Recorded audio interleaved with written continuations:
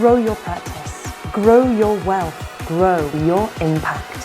Find out how to spend less time in the dental chair and more time on the things you love. Welcome back to the Dental Wealth Podcast. I mixed it up a little bit. That was my best Eric impersonation today to welcome you guys in, so we're happy to hear you. I got Eric with me right here. Glad to have everybody back at the Dental Wealth Podcast. We got a great episode for you today. Yes, we're on to, I think you guys are getting this 2 weeks into December, so into December, we got past the Thanksgiving holidays, starting to get ramped back up, got some things to tackle, so this is a perfect time, and we got some news, and that's what we're going to talk about today. Well, I will say, though, one thing before we jump into that is, I don't know about you, but I feel like this is in the past, people didn't want to decorate early. But I feel like with COVID, I don't know about you, but I feel like everyone is in the Christmas spirit this year and decking the halls, lighting the Black tree. Friday Christmas tree shopping. Okay, see, yeah. I feel like it's that year that everybody is in the mode. Christmas spirit. The Christmas spirit, right? So, yeah. So we're in the holidays are going in full swing. People want to be around family. What a beautiful. We went to Home Depot to get a real tree, and literally we were looking for a 9 to 10 footer. There was one 9 to 10 footer. The trees were all gone. We went to 3 Home Depots and 2 Lowe's. Gone. It's like, what is going on? I'm telling you, this is the year. I mean, Santa's coming big time. Of course, it's 80 degrees or 75 degrees when we went to look at the Christmas trees. The next morning, it's snowing in Georgia. Wow, this is great. This is great. That's Georgia. It's just up in the air. These trees are done. They're done. So what I want to talk about today is the Zappos CEO. So I know you've mentioned him being a great leader, phenomenal business owner in many of your presentations. So I wanted to get your thoughts on it. Talk a little bit about Zappos and how they, if you don't know the history of Zappos, it's pretty remarkable. It's we go to the Dental Wealth Podcast and we say, okay, well, what does this relate to dental? And I think what it's really important to understand is Tony Hsieh was one of the most instrumental CEOs in the United States and actually in the world, in history of the world. I mean, his book, Delivering Happiness, the way he coached, and we're going to talk about that a little bit on this podcast. Mm-hmm. We have to wish the best for his family, and I hate to have him, part this world early, but what we do is we take those people and we say, what can we learn from such an amazing force in business, right? If you get an MBA, you do case studies. Mm-hmm. And Tony Hsieh is a person we do case study on. And matter of fact, I will promise you 100 years from now, they will still be doing case studies on Tony Hsieh. So it's what does this relate to a dental office and what about his life? And because anyone who understands Tony Hsieh knows it was never about shoes. It was never about shoes. It was all about the culture he created, which was so special, right? Yeah, and I remember Zappos, when they first started, I was like, they have a app that you can get unlimited shoes and stuff from. I was like, this is crazy. That was when apps first came out. They were first on the scene. I was like, Zappos? What is Zappos? And then we started talking about tower leadership, and you were using the example of the pizza party person, right. And that we always laugh about the pizza party. Well, for those who haven't heard the story, the story, and I think I've shared on this podcast, but it's worth sharing again, especially at this time.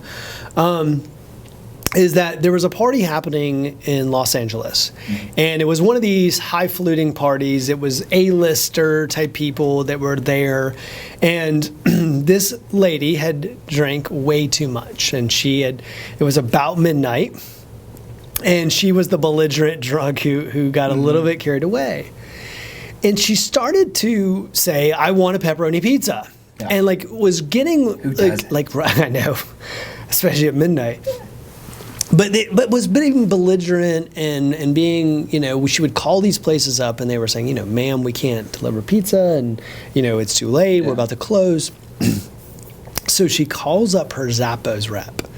And here's the interesting part. Tony Hsieh happened to be in the room at this time, which is the cool part. Mm-hmm. So the lady goes, I'll do my best drunk impersonation or whatever, but she's like, I know no, I'm not even gonna try. This will be on video, before, right? Yeah. This is great. I'm not gonna do it. But anyhow, she's going into this whole thing about I know who I'm gonna call. I'll call my Zappos rep. My Zappos rep will make sure I get my pizza. And Tony happened to be in the room during this time. And so he's listening, and this lady calls Zappos and says, basically, I want pepperoni pizza. And the lady was like, you do know you called Zappos, right? I mean, and she was like, yes, but I know that if anybody can get me a pizza at midnight, it's Zappos. And the lady said, at Zappos, well, would you like me to use the credit card on file? And the lady said, sure. And so she said, give me about 20 minutes, I'll give you a call back. I also need the address. So she calls back, and Tony's listening to all this, by the way. And she calls back and like, maybe it was 10 minutes or 15 minutes, and it says, I have 5 pepperoni pizzas coming to that address based on your card on file. Is there anything else I can help you with today? Yeah. And so Tony, of course, is like, yes, right? I nailed it. The training's right? working. It's like working. And it's interesting that a lot of people don't know. Imagine this, that at Zappos, that 50% of your evaluation, now get this, 50% of your evaluation was based on whether you fit into the culture. Now imagine if for a dental practice you did the same thing. 50% of your evaluation, whether you got a pay bump, whether you, whatever it was based on whether you fit into the culture. In fact, one of the things that Tony had said was he had passed over people that were much more talented and could deliver the results and add to the bottom line, but he passed them over for individuals who fit in the culture better. Yeah. Isn't Zappos also the company that did, if you leave, like, within the first 90 days or whatnot, they say, we will pay your entire salary if you leave right now. They would pay you, they would give you an incentive to leave, to quit. To see if you'd quit. Yeah, I forgot about that. Yeah, they will. We've spoken about Zappos many times. It looks like.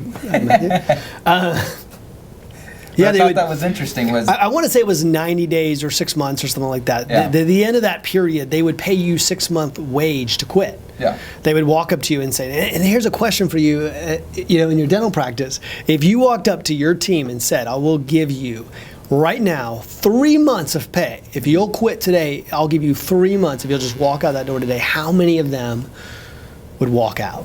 I'm willing to put a wager on 90%. I mean, isn't that phenomenal? Like, if we think about that, if I was to pay 3 months of your salary, would you get up and quit? Would you leave right now? And so when we think about that, we're like, that's like almost like compelling, right? You're just like, holy crap. Wow, I don't have the culture, so like you're thinking about this. I'm not there yet. And so here's the thing when we think about it. Now, by the way, there's no point in listening to a podcast like this and beating yourself up. Oh gosh, that's not the point. The point is, what we do is, in business, we learn from great people. We do case studies, we invest in ourselves, we're constantly looking for examples. And Tony was an example of what to do in a company. Yeah. And one of the things that has a lot to do with dental offices, and there's kind of like a balance here. So one of the things Tony would let them do is he did not give them, most call centers, they have a certain time they can be on the phone, right? Yep. So it's like 2 minutes and then they got to cut it off. And in fact, in dental, there are consultants that tell you, like, your phone call cannot be longer than 2 minutes because you got to the next phone call. And you can hear. Oh my God, can you hear it, right? We do the phone calls all the time, we can hear it. Yeah, I mean, you can hear that, and then they're not prepared anyhow, right? Yeah. And so what ends up happening is that it's interesting because the people that actually do that, when we do a call check on someone, the people that actually pick up the phone and have personality and want to do that are often less trained, though, I would say. Yeah. And they're using their personality, which is good, but the bad part is they're not trained, so that what they're saying is kind of, they call it verbal vomit. It's a little bit of, it's all over the place. It's not, when they're asked questions, they don't know. Now, they're nice as can be. Yeah. So I think that, and then some people are like ultra trained, but they've got you've got 1 minute and 30 seconds to get this patient off the phone, right? And they're just speeding through. Hey, how you doing? This is office. We can help you. How may I help you? Right? You a patient? Do you have insurance? Awesome. Right. Leave the state available. So I had to create the balance, right? So how is that a balance? Well, first of all, understand that great organizations train people well. Like, that's where the Ritz-Carltons. It's one thing I was saying to somebody one time. I was like, look at Ritz-Carlton, highly trained organization. Look at Disney, highly trained organization. Look at Chick-fil-A, highly trained organization. Now we look at those things and say, compared to their peers, is their price point lower or higher? It's the highest. Yeah, it's highest, right? So what we start to say is highly trained organizations have the ability to charge for that, right? So you invest in really good training, and then you're able to charge for that training, which is so important, right? Yeah. If you and I think like the important part of this is because I see people, they want to create this great experience, but they try to say that they need to become like holistic or do a spa thing. You can have a great experience. Great point. Just by having a regular office. Like, That's right. all you have to do is say, what can I do that's over the top? Rather than, I need to become a holistic to be that way, or I need to become a spa to be that way, or do sleep apnea to bring my experience up. Whereas the Ritz-Carlton, they're just, we talk about all the time. It's the same size room as the other Marriott across the street. That's right. But the experience is better. It's That's the right. same thing. That's right. So dental practice is the same way. You don't have to add on services to become this nice experience where people want to come out and be raving fans. And I think that's where people kind of get it twisted. Yeah, I think that when we look at it and say, look, first of all, there's so much commoditization in dental. And when we look at the commoditization in dental, we say most offices sound the same. Yep. They just do. And when you look at it and say, look, I could train these people and I could get them up to speed. Matter of fact, one of our doctors recently, I advised her to have a call center. And I said, look, you've got such a big volume. We've grown it significantly. The amount of call volume going in there is like 600 calls a day or something. And so what we've set up as a call center. And it's interesting because I got to speak to some of the people in the call center. Yeah. And they were like, oh my gosh, my life is so much better. And then one of the other doctors in the practice told me, he said, oh my gosh, is the practice so much better. So much more efficient. It sounded like Grand Central Station up front, right? And it sounded chaotic. And what ends up happening is people think you have to have spa dentistry, like you said, to have a great experience or to it's not true at all. Yeah. All they did was remove the phones from up front. And in fact, by the way, that up front space is really expensive. I mean, that's a whole nother conversation. But they build these huge up fronts, and then basically they got 4 people checking in, 4 people checking out. They're trying to verify insurance. They've got all these things happening up front. And we would say that doesn't align with culture, unless that's your culture. Yeah. It doesn't align with experience. It doesn't align with revenues. It doesn't align with really, why the hell do we put the phones where we greet patients? Someone got that wrong. who called this person a receptionist. Okay, it is 2020. You no longer have receptionist. Okay, that is. The last time somebody picked up a phone and was like, maybe at some law firm or something, you pick up the phone and you go, Dr. Smith, that'll be line 201. Does that even happen anymore? I don't even think it does, right? Does anybody it's like watching Wall Street again. Right? I feel like we're watching a 1973 movie. We might as well talk about our secretary, right? It's so antiquated. The idea of saying, I listened to a doctor recently say, I hired a receptionist. I was like, whoa, we need to go back to 1977 where that term was actually used last. So, okay, we don't have a receptionist, okay? And so we have to think about people and from a different way and say, look, these people are in charge of a massive amount of sales in our organization, and they're not even freaking trained. Yeah. And then you take untrained people, you do not provide culture for them, and then you put them in a scenario which is on fire and then ask, why the hell can't they get this right? Yep. And the reason they're unhappy. Yeah, and then they're unhappy. They always have the front team turnover where they're like, well, I had this person that lasted 6 months. Well, if it's a trend, there's probably a reason. So you go to think about this for a second. So you take this person. Okay, you give them the least amount of training, you pay them the least, and then you put them in one of the most stressful environments, and then you go, I wonder why they keep leaving. It might be you, right? Yeah. It might be your system and why. Look, I think that's what the Zappos CEO figured out. You see how successful that company was, and they $1 billion company. The only way he got there, he focused on his culture. Like what you said about the 2-minute phone call thing. Like he's not trying to rush people off the phone. Make sure they're taken care of. That's right. Because you said that focus, take care of focus. That's right. He said, make sure they come first. I don't think that happens in dental office. I think we say it, but we don't back it up. In a dental office, what you do is you make sure that patient on the phone feels like they're the only one in the world. Yeah. And I don't think we do that. And in fact, the vast majority of dental offices just don't. Yeah. They don't make that patient feel like that they're the only person. They make them feel like a commodity. They pick up the phone like a commodity, and then they underpay those people, or they hire people who are not skilled enough for that position, and then wonder where the problem comes in. But here's the crazy part about this. We see what like Zappos has done, right? But you see the same damn model over and over and over and over and over again, and like nobody goes to fix it. It's like, why are your phones up front? I'm asking you, if you're listening to this podcast, why are your phones up front? Yeah. Now, here's the thing that people have also bad connotation on.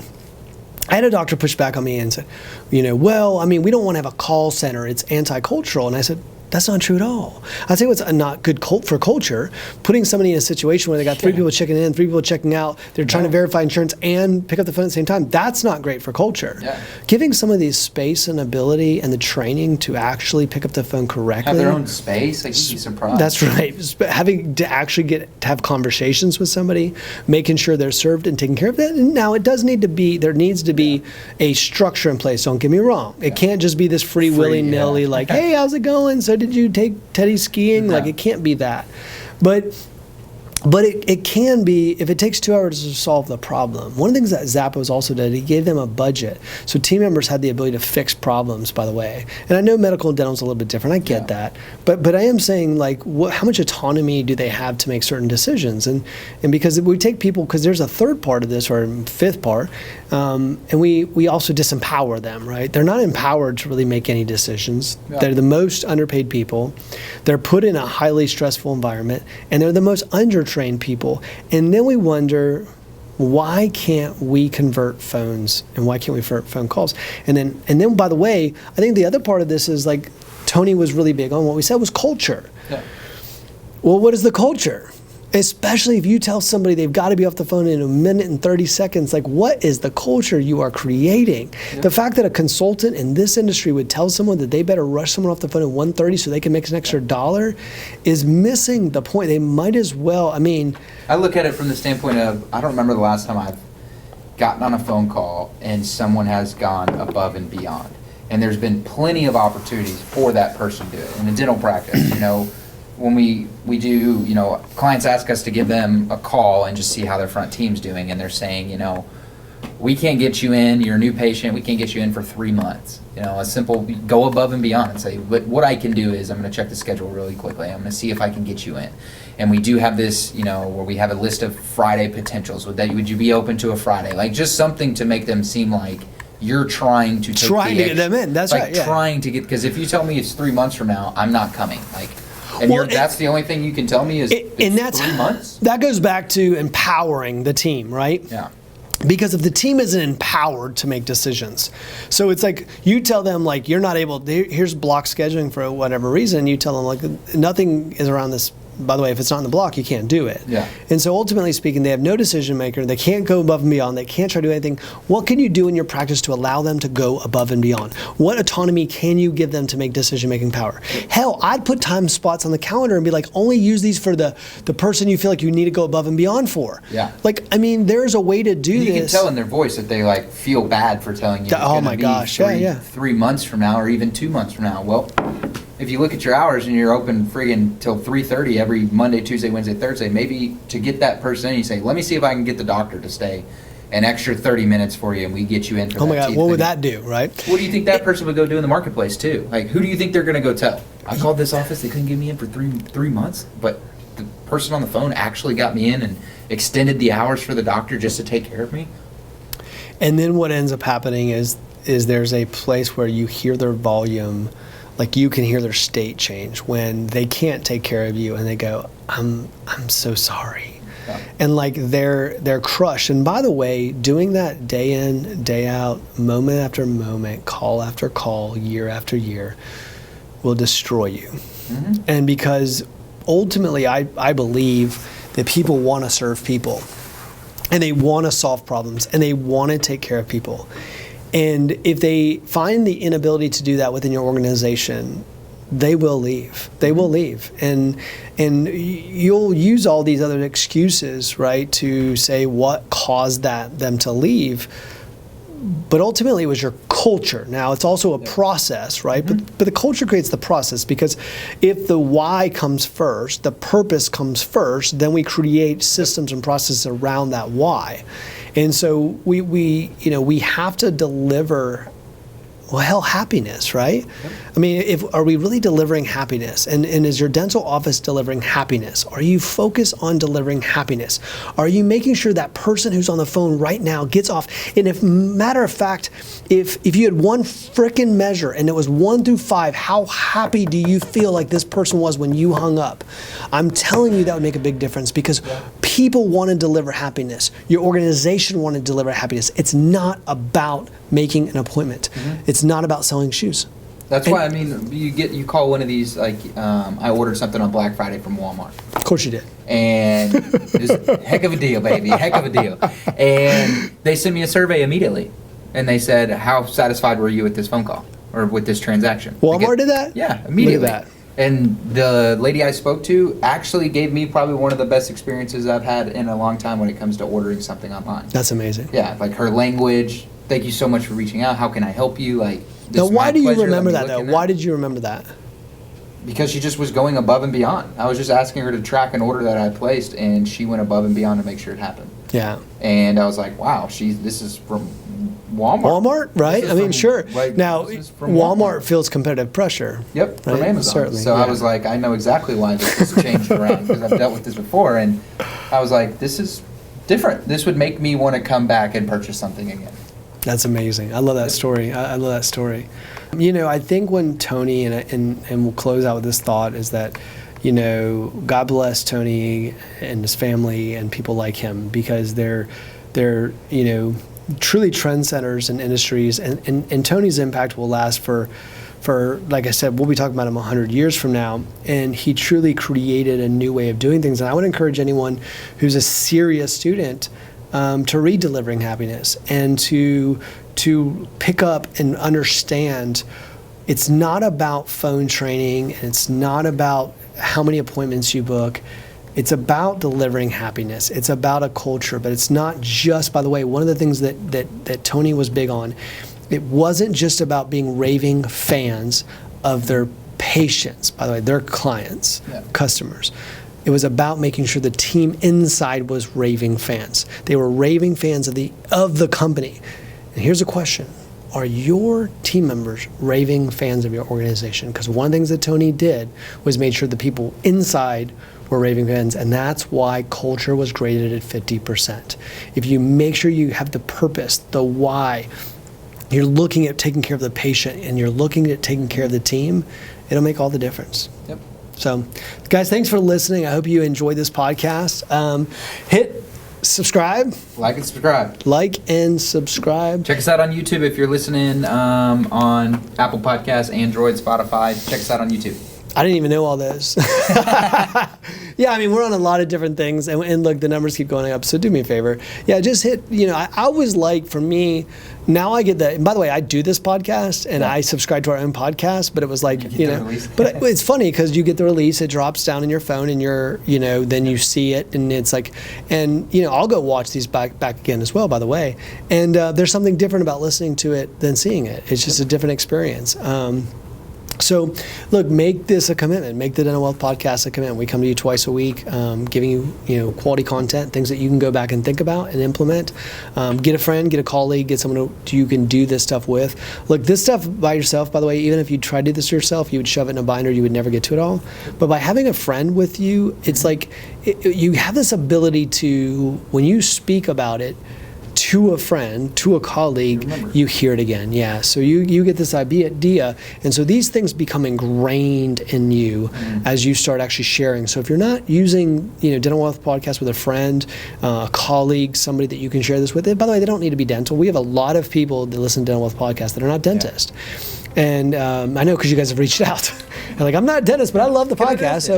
So look, you don't have to be a dentist. This is business stuff here. Like, understand how this applies to your business and what you're doing and how you can take this stuff and implement it. So thanks for watching. Thanks for listening. Thank you for being here, guys. Matthew. And we'll see you next time.